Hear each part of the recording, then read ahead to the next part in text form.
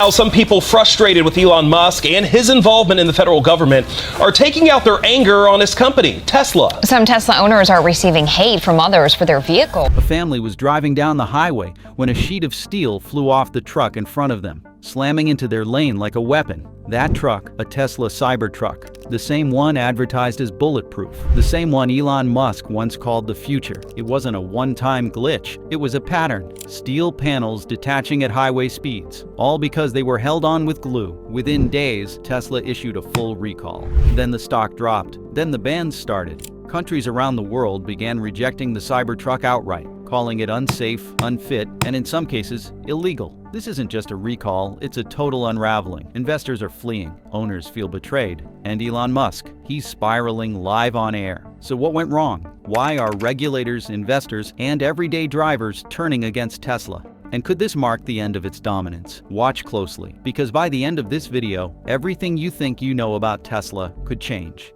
Global gates slam shut. Across the Atlantic Ocean, lawmakers and law enforcement officials saw a rolling safety risk instead of a revolutionary machine. In the United Kingdom, authorities seized multiple Cybertrucks, citing rules about external design that the stainless steel edges failed to meet. One distraught owner lamented on camera, saying they had invested their life savings, only to watch the vehicle hauled away on a tow truck. Officials explained how the sharp outlines and harsh angles violated rules meant to protect pedestrians, while the excessive width meant drivers needed a commercial license. Local headlines attacked the vehicle as impractical showmanship disguised as innovation. Farther south, Ireland posed a different sort of blockade. Narrow roads and weight regulations turned the truck into a logistical nightmare. A pair of tourists discovered their new purchase was too bulky for countless routes, and officials were unwilling to issue a standard driving permit. In Australia, the situation was oddly comedic and deeply frustrating all at once. One rancher, lured by dreams of using the Cybertruck in rugged outback conditions, discovered he could not even legally register it. The left-hand steering conflicted with local requirements, and spare parts were in short supply. Impound notices were delivered with stunning regularity to bewildered owners who, until recently, saw themselves as pioneers. The cultural divide was evident. These regions deemed the American marvel too edgy, too large, and too unsafe. While European and Australian crackdowns were severe, the overall message remained the same. Where Elon Musk's company saw a groundbreaking innovation, other nations spotted a hazard. Tensions rose as some governments demanded further testing or outright banned future imports. Meanwhile, in Tesla's largest market back home, a different kind of confrontation gathered speed. As borders closed, a deeper shift had already begun, one that couldn't be measured in regulations alone. Brand loyalty in crisis. Back in the United States, the backlash evolved beyond impound yards and official bans. Drivers reported their once coveted trucks defaced with hateful graffiti. Local news showed footage of a Cybertruck spray-painted with slurs accusing the owner of worshipping a billionaire who had grown too cozy with national politics. Online platforms, including the site that was previously known as Twitter, lit up with arguments. Some longtime fans felt compelled to create discrete accounts just to vent about frustrations, without inviting backlash from acquaintances who now labeled them as irresponsible or worse. In certain neighborhoods, even a passing glance at the angular truck triggered polarizing reactions. A few owners confessed to being called fascists at gas stations despite driving an electric vehicle. What once symbolized a forward-thinking, eco-friendly lifestyle had morphed into something else entirely, a rolling symbol of political discord. A man from Texas described how he once idolized Elon Musk as the savior of space exploration and electric travel. After seeing relentless news coverage of political stunts and hearing rumors of cost-cutting that led to adhesive fiascos, he felt betrayed. It was like watching your hero rip off a mask, he said, recalling how his dream car now drew contempt instead of envy. Yet, defacement and harassment were not the greatest threats to Tesla's future. An even more ruthless arbiter of success was about to make a statement, sending ripple effects through the halls of finance. The brand's loyalists could defend or abandon the Cybertruck, but Wall Street's verdict would leave no room for debate. We did the hard part, research, digging, editing, so you could just watch and learn. Show some love and subscribe. Wall Street rings the alarm. Investment firms had tracked the Cybertruck controversy with a mounting sense of dread. Though Tesla once carried an aura of invincibility, word of the global bans and gruesome highway mishaps shattered investor confidence. Major mutual funds that had staked their reputations on Tesla's growth started selling shares. Governance experts voiced concerns about Elon Musk's fragmented leadership, suggesting his involvement in government affairs compromised his focus on product safety. More alarming were the voices of top analysts, proclaiming that the meltdown signaled a deeper flaw in the company's approach to engineering and quality control. Tesla was unstoppable until it was not, one analyst declared on a major financial news network, predicting further drops in share price. Ordinary people with life savings tied to Tesla's promise now felt the pinch. Individuals nearing retirement saw their portfolio values dip precipitously in a matter of days. Younger employees at the Fremont factory, who had been compensated in company stock, openly worried about how they would pay for their mortgages if shares continued to slide. In online forums, former fans debated whether the slump might be a passing crisis or a permanent reputational stain. Optimists maintained that Tesla had weathered storms before, insisting this was a temporary fiasco. Skeptics, however, saw it as the bitter end of a golden brand advantage, especially now that competition loomed. While tempers flared and loyalty wavered, a series of urgent meetings took place behind closed doors. Decisions were about to be made that transcended stock value or highway safety. Elon Musk faced mounting pressure on all fronts, and what happened next would not simply rock finances. It could redefine the very core of the company's identity. Elon's overextension. From spaceships to Senate hearings, Elon Musk once thrived on juggling big visions, yet that frantic pace now weighs heavily on Tesla. Long days are split between urgent calls about rocket launch delays at Space Exploration Technologies, clinical trial updates at Neuralink, and frantic emails from Tesla managers pleading for decisions that never arrive on time. One frustrated engineer at Tesla confides that they wait entire afternoons for approvals, only to discover that Musk has rushed off to an unplanned meeting with the Department of Government Efficiency. Morale sags because employees see a chief executive officer who appears more invested in everything else. Insiders whisper about empty offices and neglected design reviews. A senior production manager laments that Musk is almost impossible to pin down for the smallest sign-off, joking darkly that they could attach urgent requests to a rocket and have better odds of getting them noticed. Some teams attempt workaround sub, scheduling late-night video conferences that catch him when he is briefly seated.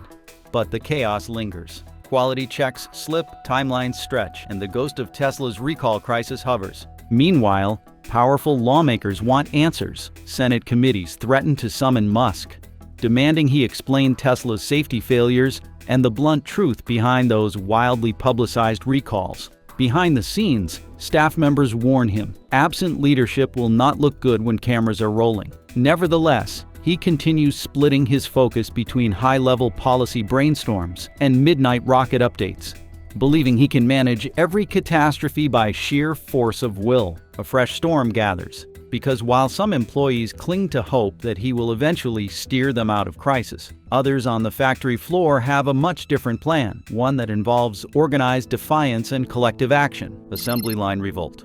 On the assembly lines, tension smolders. Workers tasked with fitting stainless steel panels to Tesla's electric vehicles describe what they call panic speed, an unspoken pressure to maintain breakneck throughput regardless of safety or quality. They whisper that rushed shifts and questionable adhesive methods played a part in the earlier fiasco. Several employees confide in spouses about their dread each morning, afraid any oversight will spark another public scandal. A spouse stands in the driveway, urging a technician not to clock in if it means risking their well-being. Momentum for collective action accelerates. Union organizers quietly slip flyers into toolboxes, calling Tesla the poster child for why worker representation matters. Closed-door discussions spread through break rooms, as employees recognize that corporate leadership is distracted by rocket flights and political grandstanding. Human resources managers clamp down, reminding staff that unionizing is not the company's preferred route. But that only fuels stronger resolve. Some recall prior remarks where Musk dismissed unions as barriers to innovation. A forklift operator recounts how small mistakes become huge problems in seconds under constant pressure. Labor leaders leverage that fear, promising that a unified front can demand better conditions and real accountability.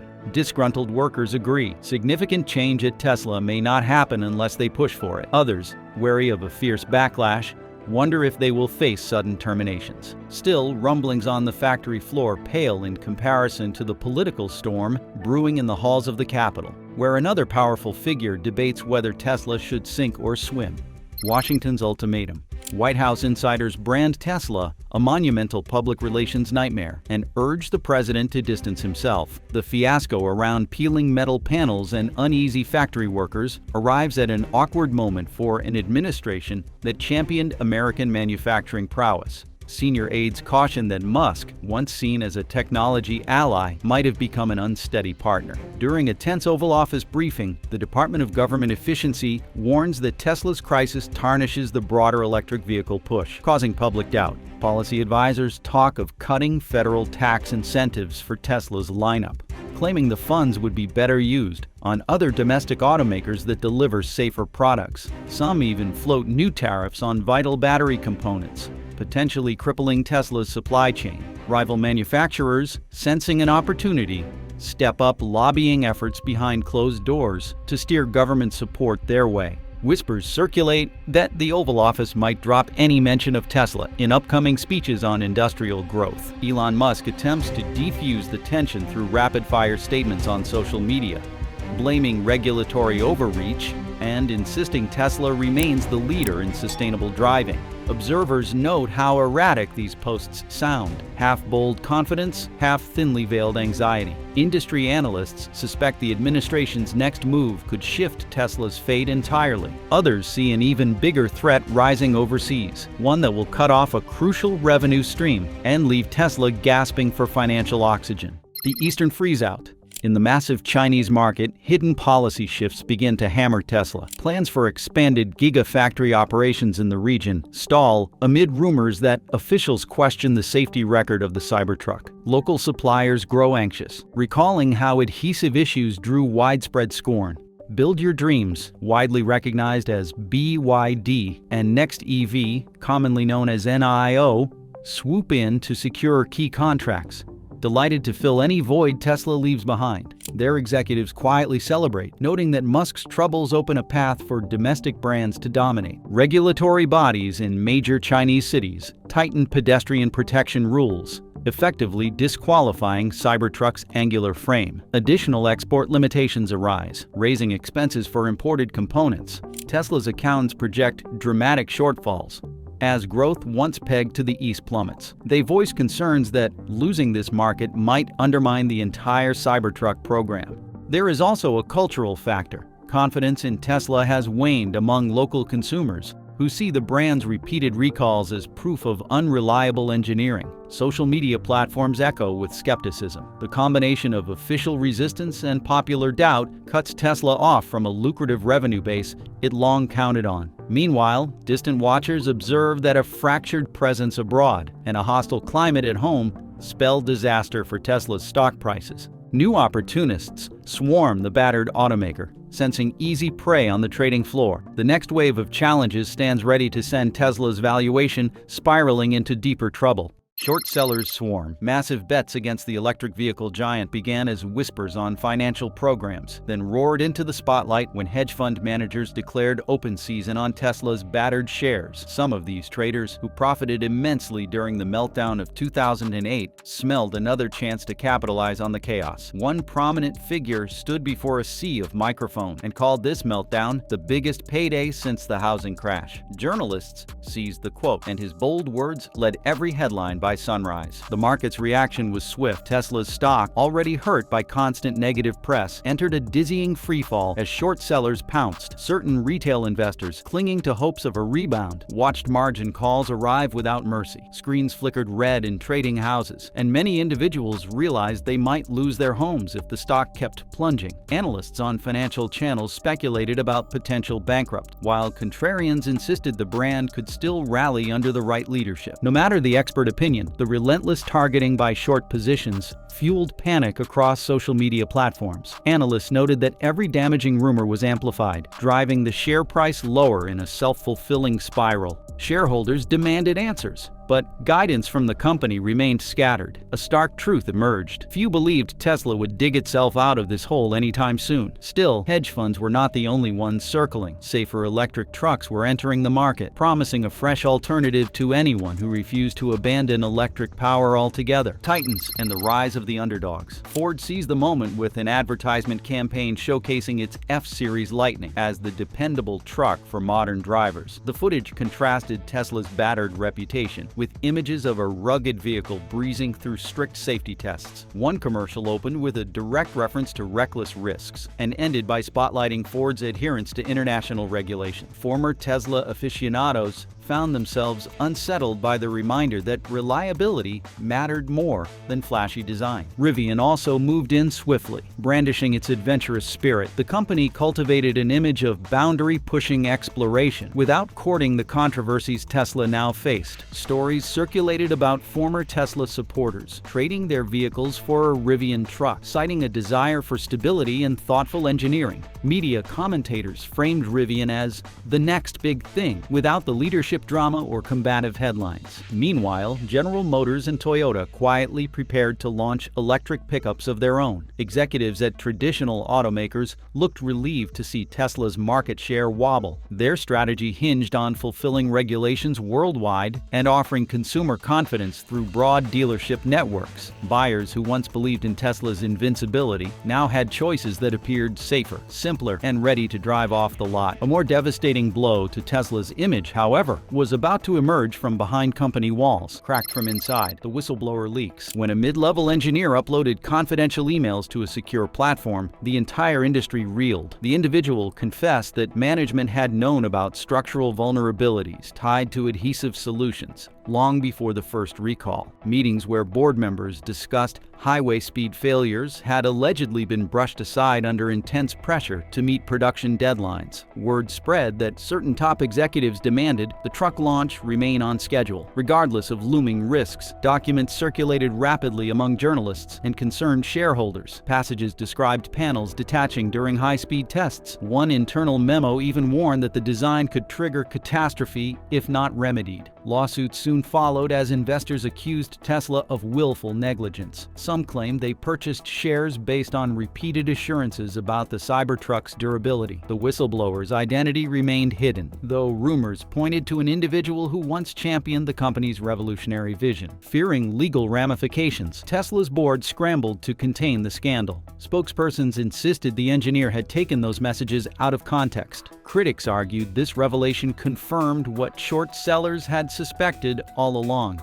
Still, public outrage now had fresh fuel, and calls intensified for Elon Musk to speak. A response has arrived unexpectedly and took center stage in a most turbulent fashion. Elon's lived breakdown. He faced the cameras with weary eyes and a posture that hinted at sleepless nights. The live event began as a brief statement to reassure customers, yet spiraled when Musk started pointing blame at seemingly everyone but himself. He labeled certain regulators technophobes, slammed hedge fund managers as profiteers, and accused media outlets of distorting facts to inflate their ratings. His tone wavered between anger and desperation, culminating in an abrupt outburst that left the press corps stunned. Moments later, he removed his microphone, paced across the stage, and declared that he refused to entertain what he called manufactured hysteria. A stunned reporter pleaded for clarity about the whistleblower documents, only to be met with a frustrated tirade on the difficulty of pioneering new technologies. The broadcast cut to a flustered anchor who attempted to recap the meltdown for viewers grappling with the raw display. Fan community communities rallied to his defense, arguing that relentless negativity would unhinge any leader. Critics pounced on the footage, calling it proof that Musk should step aside as chief executive officer. Soon, Tesla's board convened behind closed doors, uncertain how to salvage a brand overshadowed by recalls and a founder who appeared at his breaking point. Meanwhile, the rest of the automotive world advanced steadily, setting the stage for an electric revolution that might unfold without the once indomitable force of Tesla. Europe's new electric vehicle renaissance, an ambitious wave of innovation and newfound confidence, swept across the continent as Volkswagen, Renault, and Peugeot unveiled fresh lines of electric vehicles. This surge arrived after countless headlines portrayed Tesla's troubles, prompting many buyers to look closer to home for alternatives. New models boasted advanced safety features, extensive range, and thorough compliance